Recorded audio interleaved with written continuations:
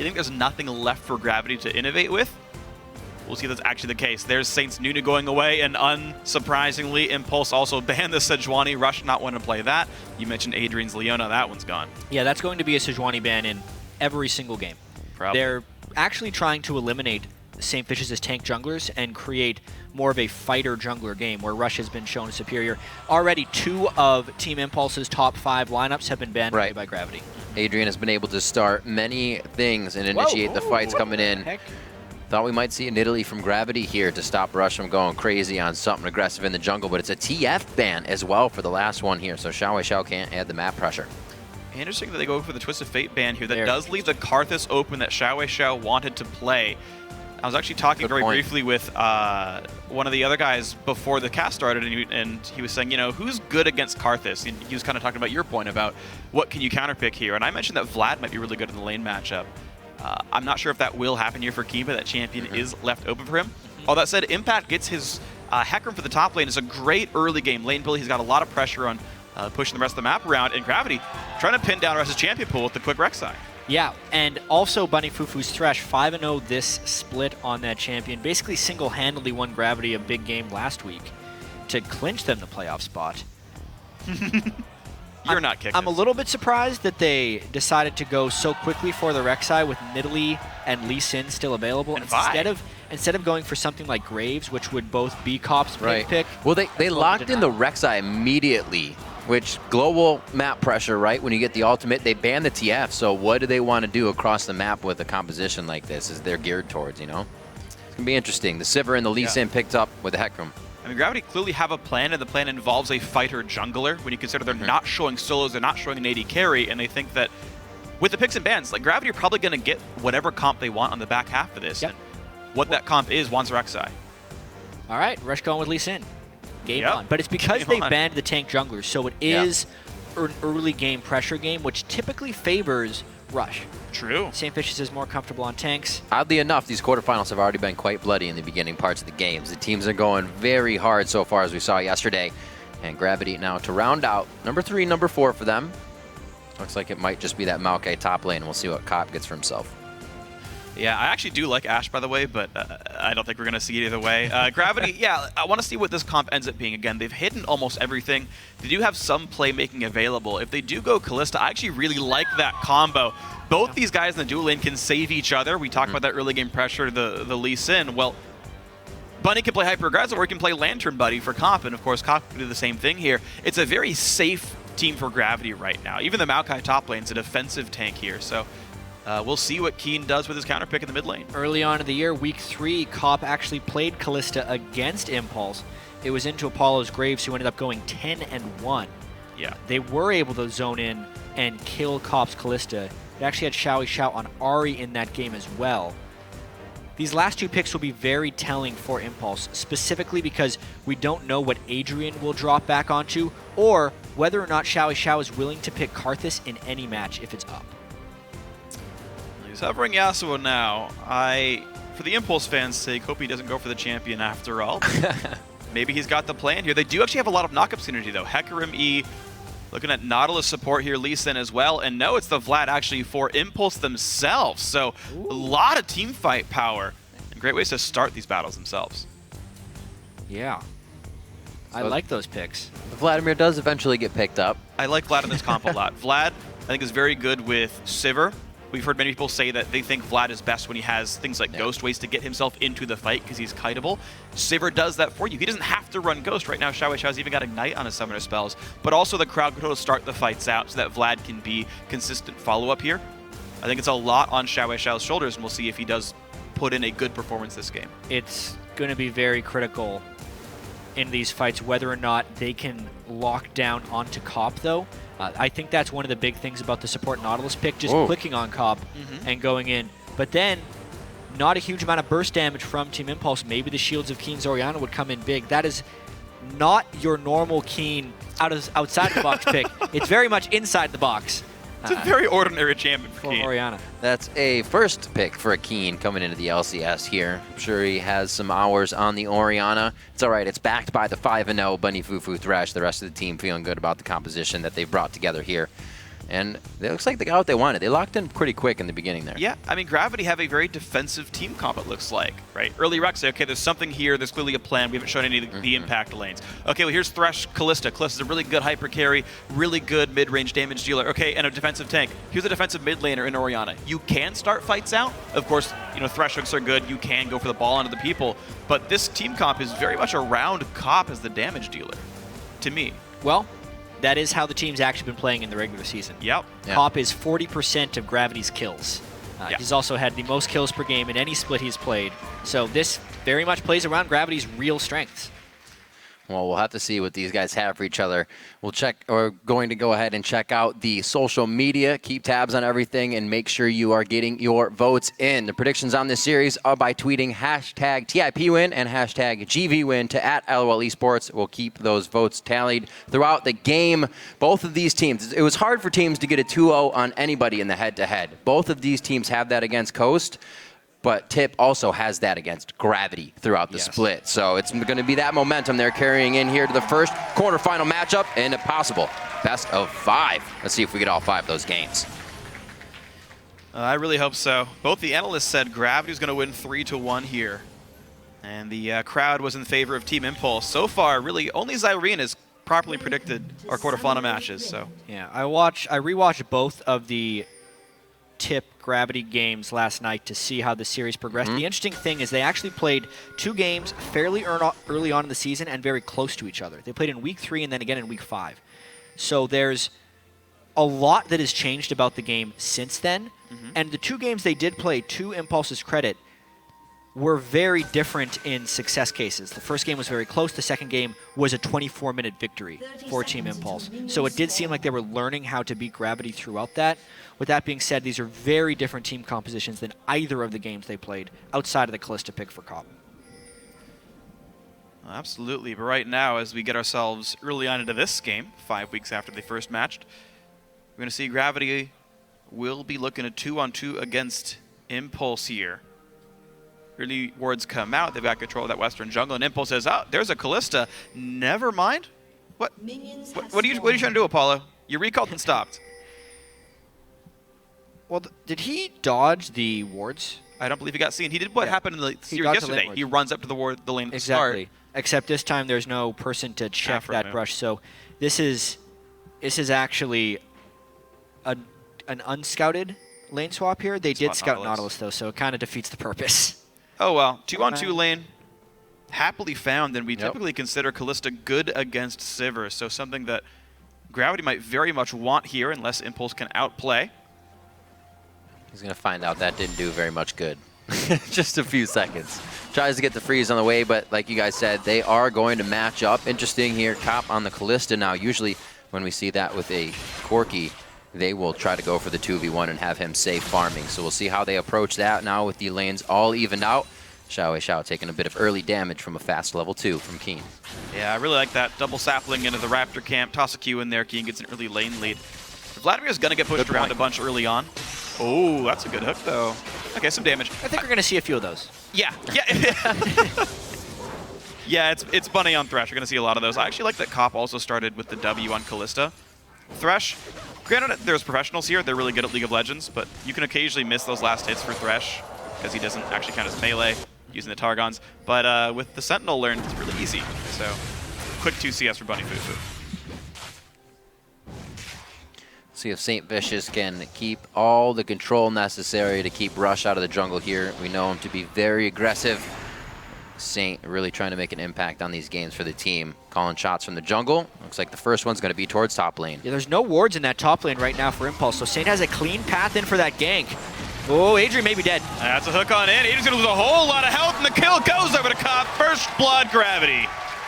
I mean, a very non-standard jungle path right there from Saintvicious because of the fact that both duo lanes started off in the top. Saintvicious doesn't even go towards his own blue buff. I mean, it was completely unexpected for Impulse to read that jungle path, and it ends up working out huge for them. Well, being on the top side, it looks like they get a little bit out of that. Now we'll see if they get something out of Saintvicious being on the bottom, and he heads towards Hauntzer. Brings Chilling Smite out of the base as he comes through with that gold. And it looks like Cop, no rush to push this lane. They're just kind of hanging out, making sure Apollo has a hard time here. This is now on Rush to try and make it back, which is a very dangerous feeling to be in as a jungler.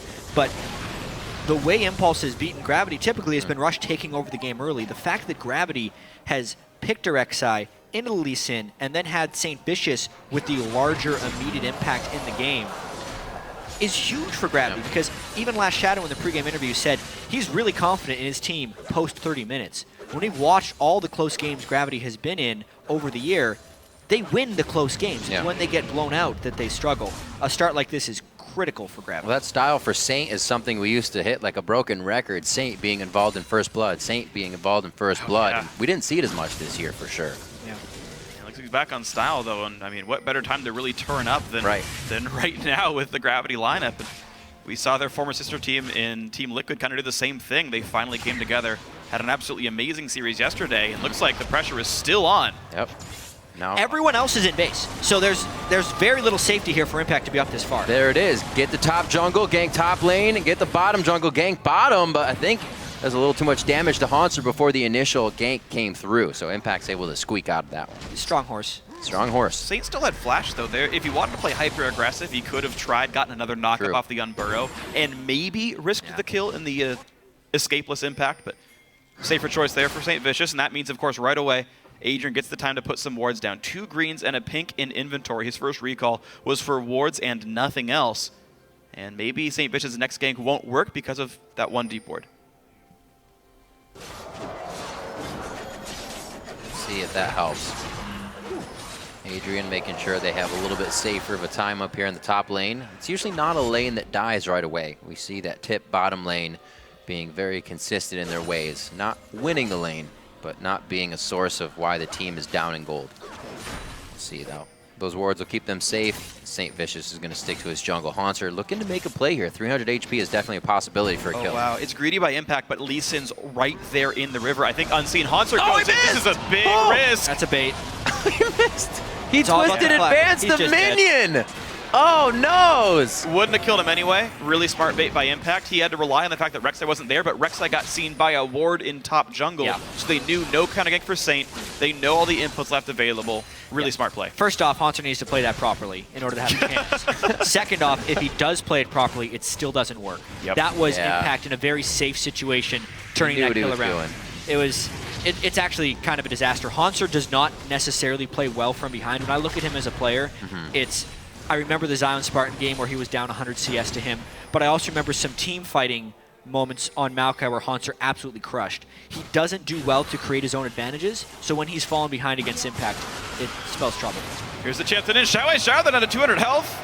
Looks like Flash Q won't come out, but maybe Hecarim does. Keane getting pushed around. That's the teleport coming from the top side. Holy moly, it's a party in the mid lane, and they get Keane on that one. How many missed skill shots and still get the kill? Hecarim ult missed right there. Nautilus missed, but he still went down because that was just an accumulation of map pressure right there in order to close that kill down onto Keane. Not when you miss Hecarim, no fear factor at all. Yeah. Either way, Adrian got his really... Terrifying, technically? Yeah, whatever. Oh, whoop.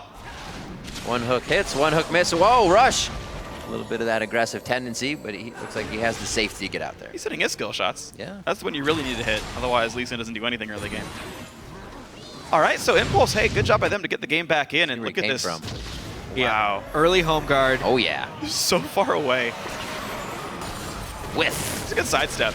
He was aimed on the path Keane was going. Yeah, that's true. You can't really flame him. Rush landed it all. Yep. That's all that matters. Still got the assist, still got the kill. Still allowed XiaoWeiXiao to survive that early laning phase. Vladimir getting closer to level 9 where he will look to take over. Yep, Revolver and 7, pretty much good enough to not get pushed around too hard. Impact, though, still wanting to fight. Oh, just Merc Treads. Low on mana, though. Hauntzer, he's getting hurt pretty hard. This could be the kill, actually. He has to flash away. Jeez, yeah.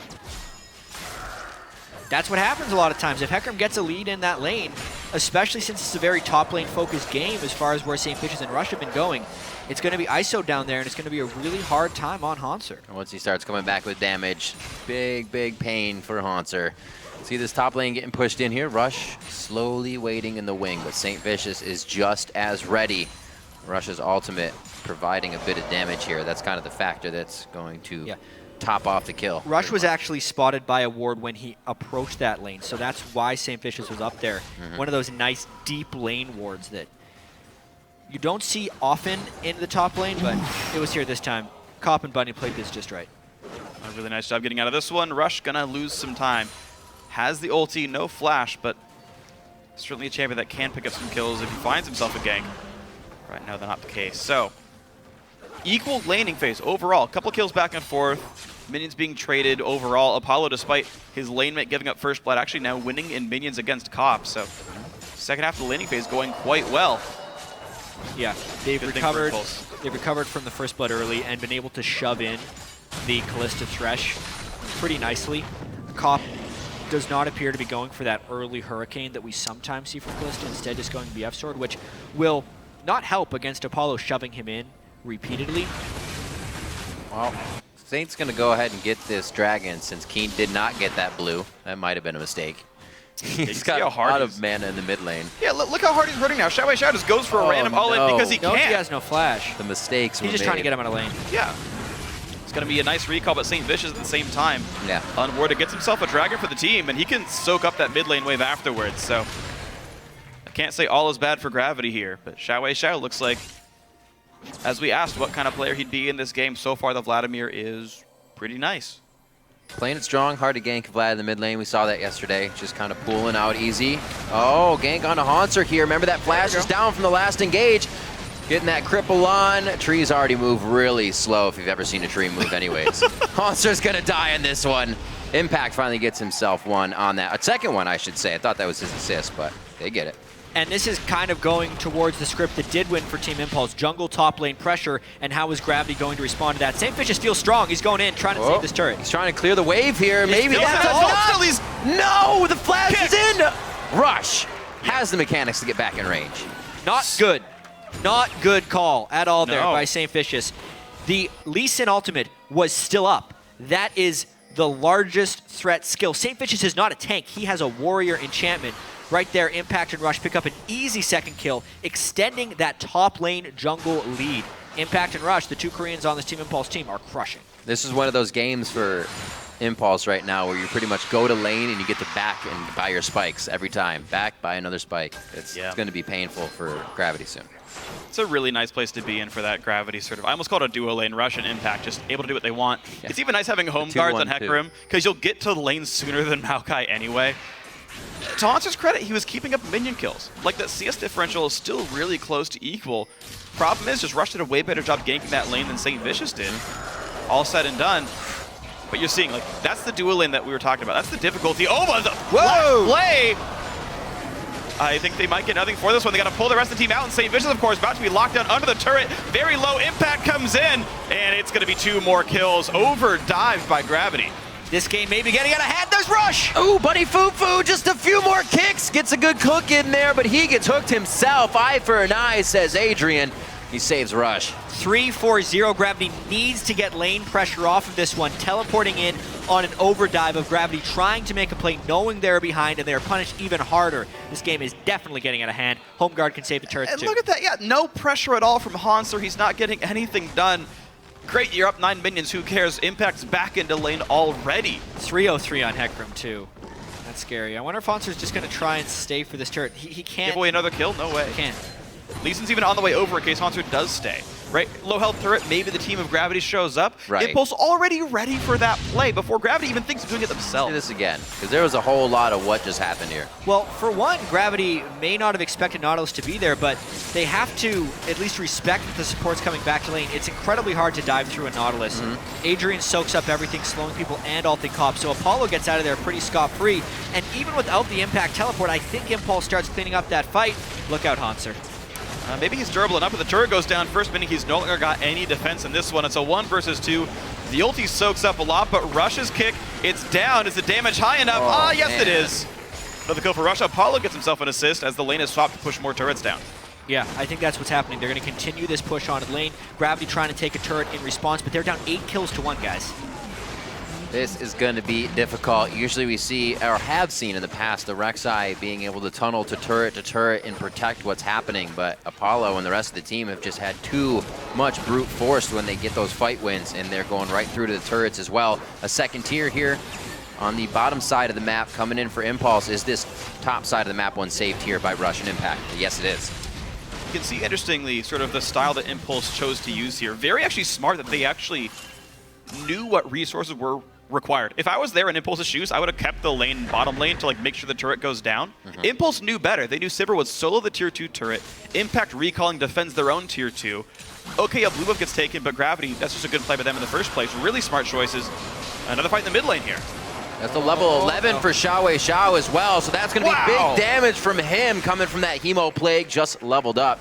They're going to be able to take that fight on Keane. This game is a whole punch of Impulse having more people in fights than Gravity does, almost again and again. Even though Saintvicious did have good early game pressure, the ward control, everything else is just being taken over by Team Impulse. This is kind of what they've been praised for near the end of the year, is surprisingly their team play and their overall rotations. Rush is just being a jerk right now. Well, he stood still to stop Tremor Sense. Saintvicious unburrows, and he doesn't know that Rush is still there.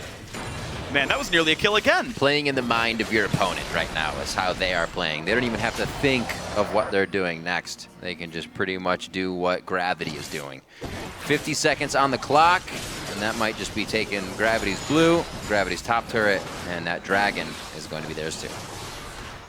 Wow, they have so much control over this game. They're up almost 7,000 gold 15 minutes in. This is one of the largest leads I have seen Impulse or any team ever get. You said the second game was a fast one, Jatt. They swept the turrets right there. The second time these guys did play each other, it was a fast one. The third game, maybe even faster. Honestly, though, they picked the Lee Sin. Team Impulse was not willing to play the late game scaling game. They wanted to rush and play impulsive. All of their, everything they want to do. Quick shot, please. It's true.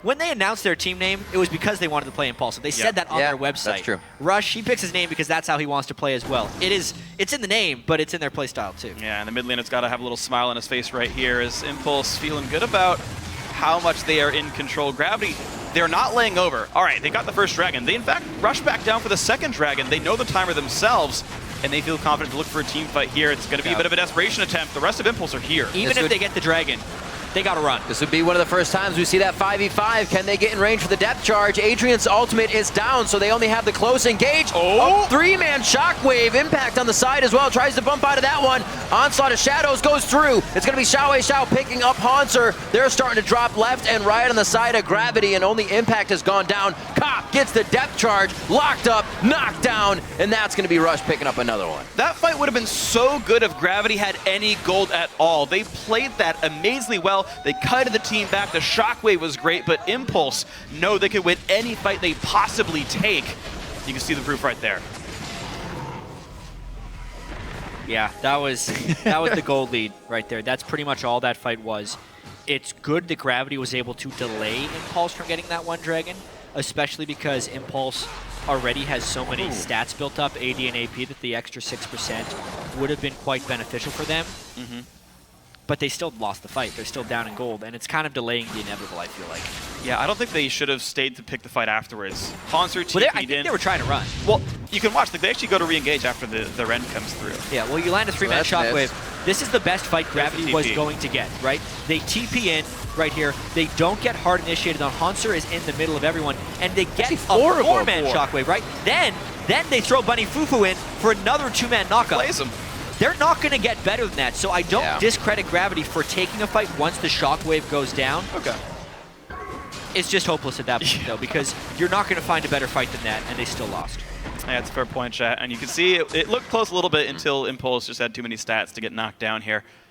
And there's only going to be more of a disadvantage. Apollo did that fight with less than the 2,800 gold, but that's what he went back with. He just spent 3,000 gold, so it's going to sting a little bit as he comes back out throwing boomerangs. Right now, he's in the top lane. Nobody's contesting this one.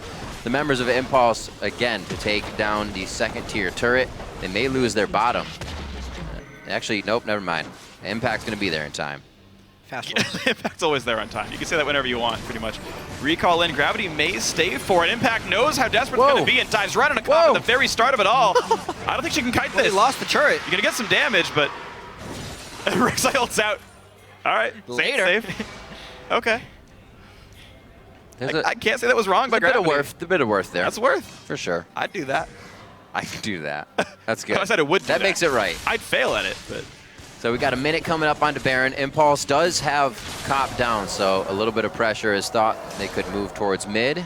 And the clear of Keane is enough to stop them in their tracks down. Now with that, Athene's coming back out. We are on 5.6, remember, now in these quarterfinals in the playoffs.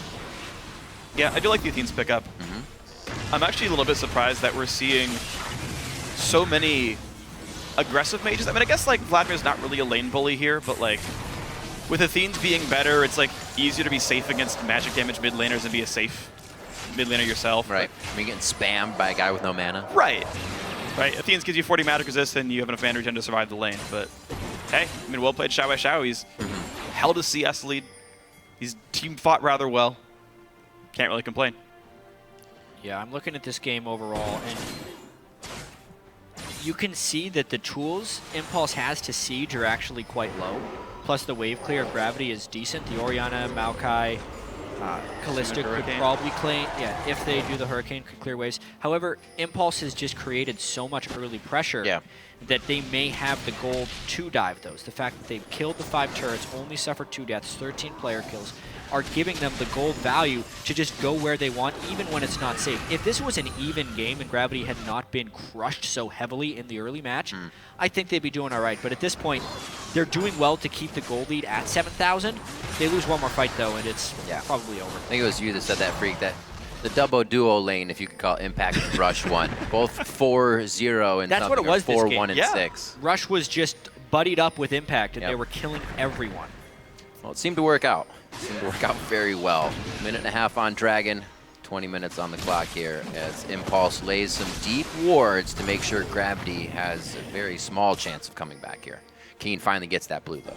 Yeah, what I want to see here actually is how does Impulse play the next 10 minutes and how much does LS learn from this? Because you don't expect your next game to be this bad at the very start. Yeah, okay, no chase. And so you say, okay, how does Impulse push when they do have a lead? Maybe not a 9,000 gold lead, but you know, if it's a 2,000 gold lead, and what lessons can you learn so that when you play them again in game 2, to have a much better chance at coming back from an early death? Yeah, and a lot of the first game of best of 5s can be feeling someone out. We saw Unicorns of Love versus Gambit. Unicorns got crushed in game 1, and then won the next 3 in the series.